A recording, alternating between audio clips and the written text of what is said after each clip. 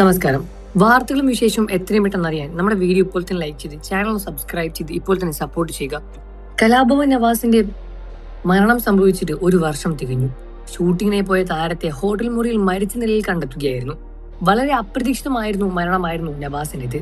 ഹൃദയാഘാതമായിരുന്നു മരണത്തിന് കാരണം. നടന്റെ വേർപാടിനേക്കാൾ പ്രേക്ഷകരെ വേദനിപ്പിച്ചത് പ്രിയ ഭർത്താവിനെ ഓർത്ത് നീറുന്ന മനസ്സുമായി ജീവിക്കുന്ന രഹനയെ കാണുന്നത് തന്നെയായിരുന്നു. നവാസ് മരിച്ച ശേഷം രഹന വീട്ടിനുള്ളിൽ തന്നെ കഴിയുകയായിരുന്നു.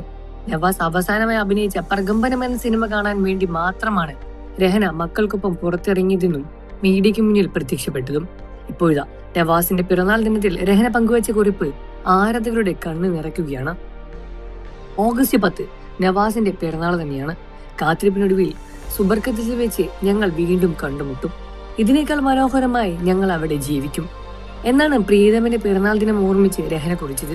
ഭർത്താവിന്റെ ഓർമ്മകളും പേര് നീറുന്ന മനസ്സുമായി കഴിയുന്ന രഹന പങ്കുവച്ച റീലും വാക്കുകളും താരത്തിന്റെ ഫോളോവേഴ്സിനെയും കണ്ണു നിറയ്ക്കുകയായിരുന്നു. പടച്ചവൻ നാളെ മനുഷ്യരിൽ രണ്ടകളെയും ഒന്നിച്ചു കൂട്ടട്ടെ, നാഥൻ അനുഗ്രഹിക്കട്ടെ, രഹന ധൈര്യമായി മുന്നോട്ട് പോകണം, ഇതോടെ ആഗ്രഹം പോലെ തന്നെ നടക്കും, ജന്നത്തിലും ഒരുമിച്ച് കൂടാൻ പടച്ചവൻ അനുഗ്രഹിക്കട്ടെ. എന്തു മനോഹരമായാണ് ഇവർ രണ്ടുപേരും സ്നേഹിച്ചിരുന്നത്. ഇത്ത ആഗ്രഹിച്ച പോലെ തന്നെ ആ നാഥൻ നിങ്ങളെ ഒന്നിപ്പിക്കട്ടെ. ഒരു കലാകാരന്റെ പടച്ചവൻ സ്വർഗം കൊടുത്ത് അനുഗ്രഹിക്കണമെങ്കിൽ അത് നവാസിക്ക് ആയിരിക്കും കാണാൻ. കാരണം അദ്ദേഹത്തിന്റെ മരണത്തിനെയും ദുഃഖത്തിലെയും മലയാളികൾ ഇന്നും മറന്നിട്ടില്ല.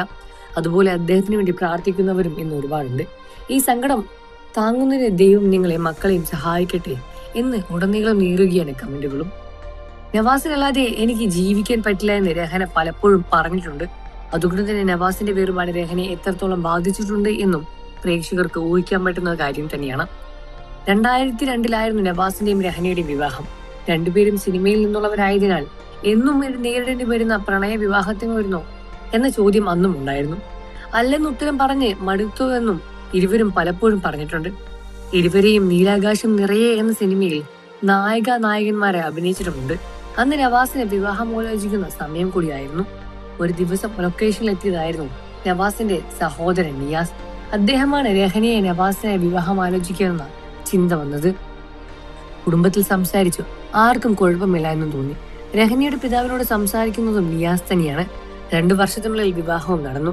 വിവാഹത്തിന് 2 ദിവസം മുൻപൊക്കെ സീരിയലിൽ സജീവമായിരുന്നു രഹന. എന്നാൽ വിവാഹത്തിനോടെ ഒരു കുടുംബിനി റോളിൽ ഒതുങ്ങുകയായിരുന്നു. 3 മക്കളാണ് ഇരുവർക്കും ഉള്ളത്. നവാസ് മരിക്കുന്നതിന് കുറച്ചു മാസങ്ങൾക്ക് മുൻപ് ഇരുവരും ഒരുമിച്ച് ഇഴ എന്ന സിനിമയിൽ അഭിനയിച്ചിട്ടുമുണ്ട്. ഈ സിനിമയുടെ പ്രൊമോഷനായി ഇരുവരും ഒരുമിച്ച് നൽകിയ അഭിമുഖങ്ങളെല്ലാം വൈറലായി മാറിയിട്ടുണ്ടായിരുന്നു. മരണത്തിന് മുൻപ് നവാസ് ഇൻസ്റ്റാഗ്രാമിൽ പങ്കുവച്ചതും രഹനയെ കുറിച്ചുള്ള പോസ്റ്റ് തന്നെയാണ്. രഹനയ്ക്ക് മികച്ച 2ാമത്തെ നടിക്കുള്ള ഓഡീഷനിൽ അവാർഡ് പുരസ്കാരം ലഭിച്ചതിനെ കുറിച്ചാണ് രഹനയുടെ പോസ്റ്റും വന്നത്.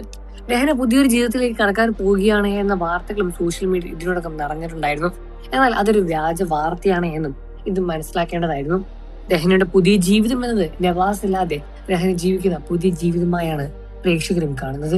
നിങ്ങൾക്ക് രഹന ഇഷ്ടമാണെന്ന കാര്യം വീഡിയോക്ക് തന്നെ കമന്റ് ചെയ്ത് പറയുക. വാർത്തകളും വിശേഷവും എത്രയും പെട്ടെന്ന് അറിയാൻ നമ്മുടെ വീഡിയോ ലൈക്ക് ചെയ്ത് ചാനൽ സബ്സ്ക്രൈബ് ചെയ്ത് സപ്പോർട്ട് ചെയ്യണേ ഫ്രണ്ട്സ്.